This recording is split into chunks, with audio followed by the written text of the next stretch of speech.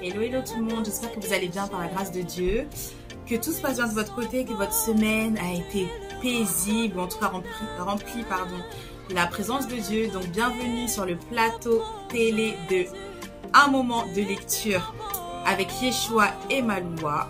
Et le but de cette émission est que nous puissions lire ensemble la parole de Dieu, nous encourager les uns les autres dans la lecture de la parole de Dieu et découvrir les mystères de la parole. Donc, je vais vous montrer ce qu'on va faire aujourd'hui. Une petite lecture comme d'habitude dans le livre Ma Princesse. Ensuite, la lecture d'un passage de la Bible que je ne connais pas encore parce que on va le chercher ensemble avec le Saint-Esprit. Et dans la partie 2, sûrement, ce sera plusieurs histoires que nous lirons qui correspondent au livre de la Genèse. Donc, sans plus tarder, on va remettre entre les mains du Seigneur l'émission du jour. Donc, Seigneur, que ton nom seul soit loué et glorifié dans le nom de Jésus. Nous te demandons pardon, Seigneur, pour nos manquements, pour nos péchés, Père éternel. Là où nous t'avons même désobéi, Seigneur, même peut-être même sans nous en être rendu compte, Père éternel, je te demande pardon, Père céleste. Aie pitié de nous, Seigneur, mon Dieu, mon roi. Nous crions à toi aujourd'hui, Papa. Saint-Esprit, sois le bienvenu en ce lieu. Sois le bienvenu sur ce plateau.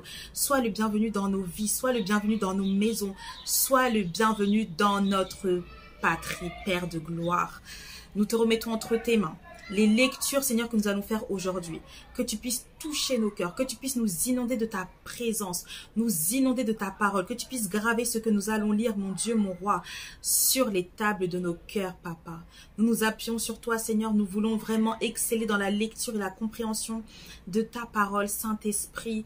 C'est toi qui es l'enseignant par excellence. Je prie que ta parole nous purifie, mon Dieu, mon roi, et que ta parole, Seigneur, nous change et nous transforme totalement. C'est dans le nom puissant et glorieux de Jésus-Christ que nous avons prié. Amen. C'est parti? Alors, quelle page nous allons lire aujourd'hui? Ok. Mon prince, allez, maintenant on va dire mon prince, mais on va revenir à ma princesse bientôt, hein, toujours mon prince, mon enfant. Alors, mon prince évalue le prix. Je me suis donné entièrement pour toi, mon bien-aimé. Je me suis offert moi-même et je suis mort sur la croix pour toi. Ton âme précieuse valait ce prix.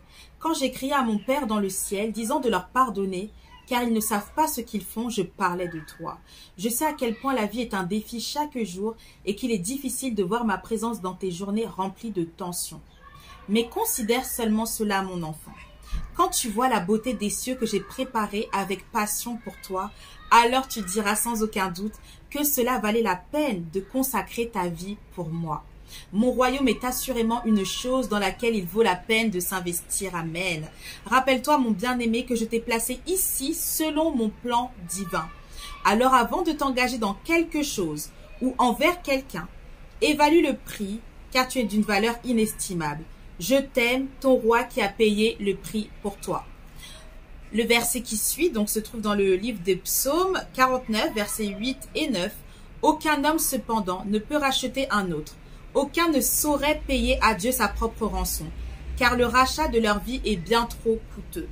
Il leur faut à tout jamais en abandonner l'idée. Amen. Moi, c'est vrai que quand je lis les passages de ma princesse, je sais que c'est prophétique. Ouh, pardon. Je sais que c'est prophétique. Et je prends les choses très au sérieux. Parce qu'en fait, ce que j'ai retenu, c'est la fin, j'avoue, qui dit « Évalue le prix avant de t'engager dans quelque chose ou envers quelqu'un. » Dans quelque chose, ça peut être simple, hein, on peut recevoir peut-être un appel. « Ah, vas-y, j'ai un bon plan pour toi et tout. » Ah, le Seigneur me dit « Évalue. » Donc, moi, direct, en tout cas, je prends le temps, je demande au Seigneur ce qu'il en est. Et ensuite, je me laisse conduire par lui. Donc, comme ce n'est pas l'émission de Real Talk, hein, là, on est là pour lire la parole de Dieu quand même. Ça fait déjà 4 minutes. Donc, c'est parti. Ok. On va lire le livre d'Actes 2. Ok, à partir du verset 41 au verset 11. On va voir. J'ai pas trop envie de tracer, donc... il y aura peut-être en tout, ne m'en voulez pas, 3 parties. Alors, c'est parti. Acte 3, verset 41. Ceux qui acceptèrent sa parole, donc on parle de l'évangile, hein, furent donc baptisés et ce jour-là, le nombre des disciples augmenta d'environ 3000 personnes. Donc, ce verset fait référence en fait à lorsque Pierre a parlé de Jésus-Christ. À ce moment-là, il y a eu 3000 âmes qui ont été sauvées. Verset 42. La communauté des croyants, c'est le titre. Ils persévéraient dans l'enseignement des apôtres, dans la communion fraternelle, dans la fraction du pain et dans les prières. En fait, là, on parle de l'église primitive, vous voyez? Mais en fait, ça devrait être comme ça encore aujourd'hui. Donc, je répète, ils persévéraient dans l'enseignement des apôtres, donc l'enseignement peut-être de ton pasteur, en tout cas de la Bible, hein, voilà, là où on enseigne la parole de Dieu.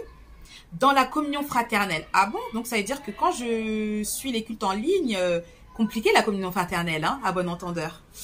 Dans la fraction du pain et dans les prières. Parce que oui, il y a une puissance dans la prière collective. Oui, quand on prie, Dieu nous répond. Mais le Seigneur aussi a dit quoi? Là où 2 ou 3 sont réunis en son nom, il est présent au milieu d'eux.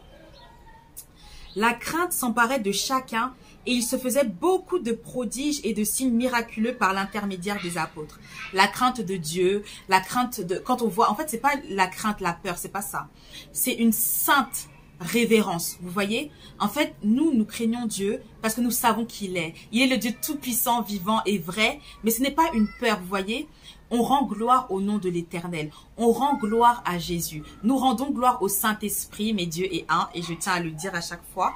C'est important parce que c'est vrai que quand on dit Père, Fils, Saint-Esprit, on a l'impression qu'il est 3. Non, Dieu est un. Ce sont les mathématiques célestes. Moi, j'aime. Hein, parce que pour Dieu, là, 1 plus 1 plus 1 égale à 1. Voilà.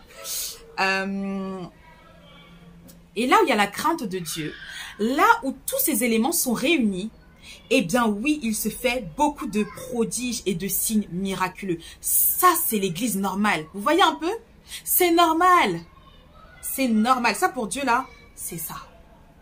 La vie chrétienne, c'est exactement ça. Tous ceux qui croyaient étaient ensemble et ils avaient tout en commun. Ils vendaient leurs propriétés et leurs biens et ils en partageaient le produit entre tous en fonction des besoins. Chaque jour avec persévérance, ils se retrouvaient d'un commun accord au temple.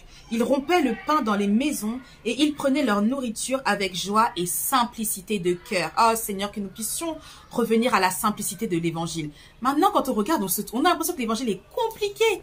L'évangile n'est pas compliqué, l'évangile est simple.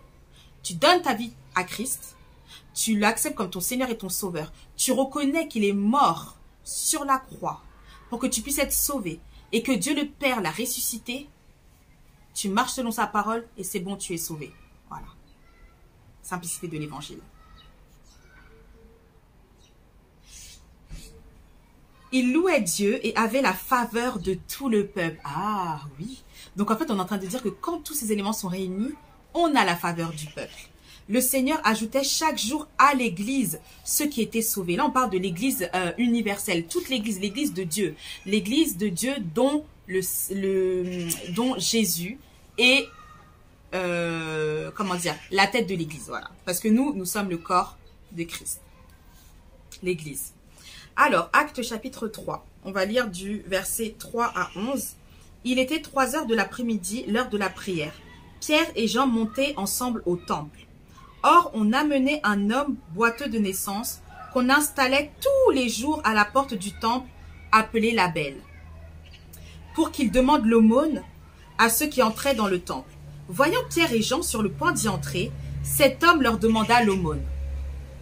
Pierre, accompagné de Jean, fixa les yeux sur lui et dit « Regarde-nous ». Il les regardait attentivement, s'attendant à recevoir de quelque chose. Alors Pierre lui dit « Je n'ai ni argent ni or, mais ce que j'ai, je te le donne. Au nom de Jésus-Christ de Nazareth, lève-toi et marche. » Puis il le prit par la main droite et le fit lever. Ses pieds et ses chevilles s'affermirent immédiatement. D'un bond, il fut debout et se mit à marcher. Il entra avec eux dans le temple, marchant, sautant et adressant des louanges à Dieu. Tout le peuple le vit marcher et louer Dieu. Il reconnaissait que c'était bien celui qui était assis à la belle porte du temple pour demander l'aumône, et ils furent remplis d'étonnement et de stupeur à cause de ce qui lui était arrivé. Voilà le Dieu que nous servons, Et là, on reprend tout de suite dans la partie 2. À tout de suite.